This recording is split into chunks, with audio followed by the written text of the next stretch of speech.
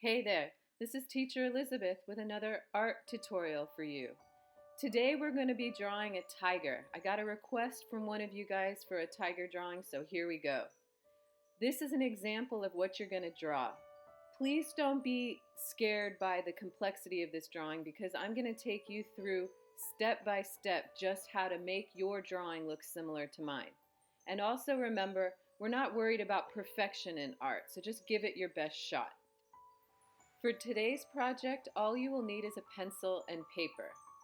And this is the image that we're going to be drawing from. It'll be present in every slide for you to refer to. All right, let's get started. The first thing you're going to draw is a circle in the center of your paper, maybe a little bit right of center. Once you draw the circle, I want you to overlap it with a rounded rectangle. Notice that it's overlapping in the bottom right quarter of the circle you just drew. Inside that rounded rectangle, you're going to draw an oval on the right half. The oval fits inside the rounded rectangle and there's a little bit of space left over where we're going to put the nose. Now, at the bottom right corner of that oval inside the rounded rectangle, you will draw a rounded triangle with a little curved shape on top and then a curly Q that overlaps the rounded triangle. Next, we're going to make the tiger look like it's snarling by adding the wrinkles on top of his nose. So what you're seeing me do here is draw a couple of lines on top of the nose that we will shade later to make it feel like the snout is being scrunched up. After that, we're going to go for the opening of the mouth. It's a curved V shape, upside down V shape. Next, we're going to add a few lines that indicate the gums of the mouth and then the outer stripe on the outer edge of the mouth. Please just follow along, matching the lines I am drawing with your own. Initially, our drawing will consist of basic shapes and will not look like the eventual tiger. We must build a foundation of structure that details can be applied to later. So now match that diagonal line I drew from the top of the nose through the head. This line is going to help us place our eye and our ear. So above the line close to the nose, draw that skinny triangle shape. Underneath that triangle, draw a half circle with another small triangle in the corner. Next, lightly draw an oval above the eye and then give me a curved line from the top of the nose up to the top of the head. From there, you're going to create another line from the top of that oval to the back of the head. That's going to be the crease that you can see on the top of the tiger's head. And then we're going to place the ear shape where that diagonal line will pass through the upper third of the ear. Just mimic this shape you've seen me draw here and make sure it overlaps the head and doesn't fall along the outside edge of the head. That's a common mistake. Next, we're just going to add the bottom of the head into the neck. And then we're going to move back to the mouth and add some fangs. So just give me some rounded triangles for those. And be sure they overlap. One is in front of the other. So you're not seeing the whole second tooth on the upper and lower parts of the mouth. Everything's going to fit inside that original rounded rectangle that you drew. Next, we're going to go for the back molars. Notice the irregular edge at the top of these teeth, and one is bigger than the other. After that, we're going to add a little dip on the top of the mouth to indicate gums, and draw a line that indicates the outer edge of the tongue. Next, we're going to erase away any unneeded lines and add an oval behind the eye. That's going to be that white patch that you can see in the photo.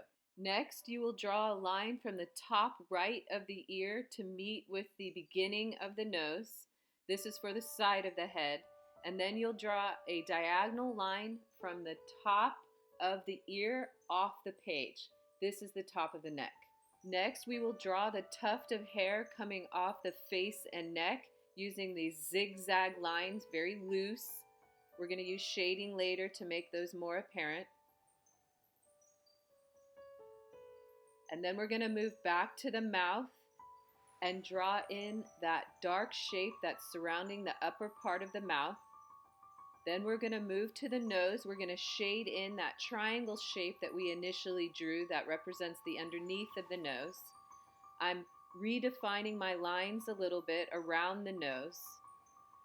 And then I'm going to shade the inside of the nostril lighter than that dark triangle. I'm adding shading in those creases to make it look like his snout is scrunched up in a snarl. And then I'll add a little bit of shading on the nose itself. Moving back to the mouth, I'm going to shade in that shape we just drew that surrounds the mouth. It's fur around the mouth, whereas what I just shaded in there is the gums. So the fur has a dark pigment to it, and the gums are dark, but they're not as dark as the pigment in the fur around the mouth. Next, we put a line through the tongue, and we indicate shading behind the teeth that indicates underneath the tongue. Now we're shading in the tongue a little bit lighter than everything else we've shaded so far, and use our finger to blend.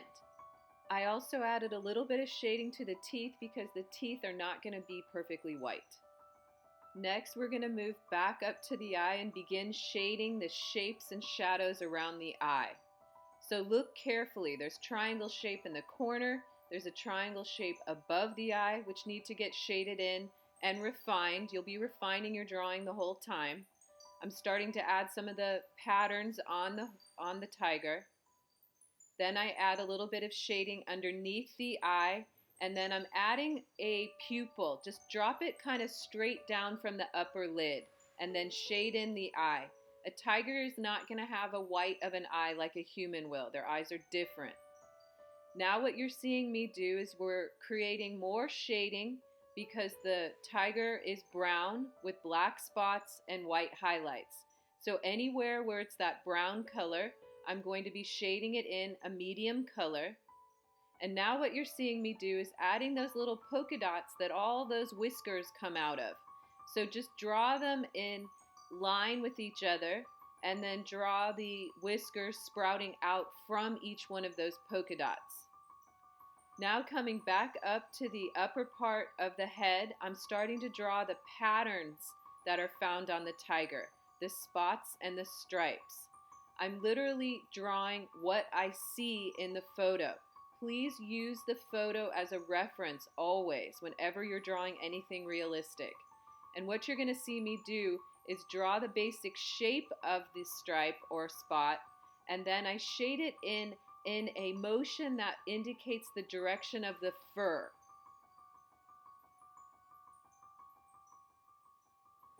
I'm not going as dark as I eventually will, because right now I'm essentially plotting all of these different spots and stripes that I will then come back over later with and make darker where need be. Don't get too dark too soon in a drawing. It's always harder to erase than it is to make things darker. Now I'm noticing the outer tip of the ear is darker. I'm noticing the spots coming out from underneath the ear. I'm shading in the ear. There's a lot of dark values in there comparatively to the rest of the tiger. And I'm going to shade in that whole back area of his neck and the upper part of his leg and chest across his head, using the side of my pencil, shading very lightly, and then using my hands to then blend it and smudge it so it creates an even value throughout. All of this is moving in the direction of how I imagine the fur working when it comes to the direction of my pencil strokes. And then on top of some of that shading, I start adding more tiger stripes. I pay attention to where the stripes get thinner and thicker, and when I shade them in the direction of the fur. You don't want to be shading it in opposite directions, because then it will move away from the feeling that it is a furry subject.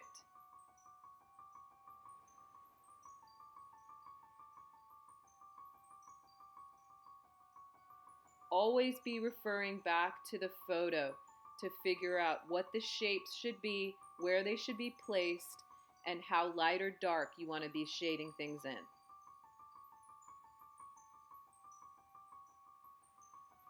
Notice that it takes layers to get to the darks and the mediums. We're going to come back with an eraser for the lights, but right now we're going for the darkest values. We've already got the medium values by shading over the entire animal and then smudging it with our fingers. So now I'm coming back in and I'm shading in where I can get the darkest.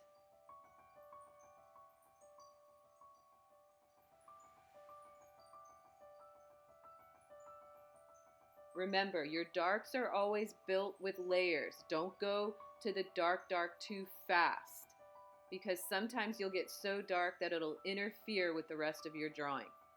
You have to think very carefully where your darkest darks go and your lightest lights in any drawing that you do. So to stay around a medium value at first and then get darker and then get lighter is the best approach. So what I need you to do now is just mimic what you see me doing. Whenever you need to pause the video throughout this entire tutorial, please pause it. The theory behind what I'm doing, however, is what I've just stated.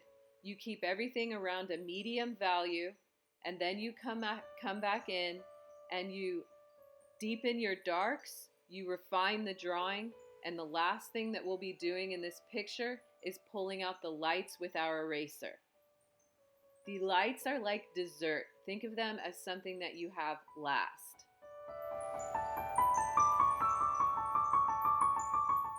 In this tutorial, you are watching how a realistic drawing is built. I think sometimes people get frustrated because their drawings don't look like they want them to quick enough. But drawings take time to build. Even someone who draws really well doesn't have a realistic drawing within the first 5 minutes of working on it. Like you could see in this tutorial, initially it was just all those basic shapes. It didn't even look like a tiger.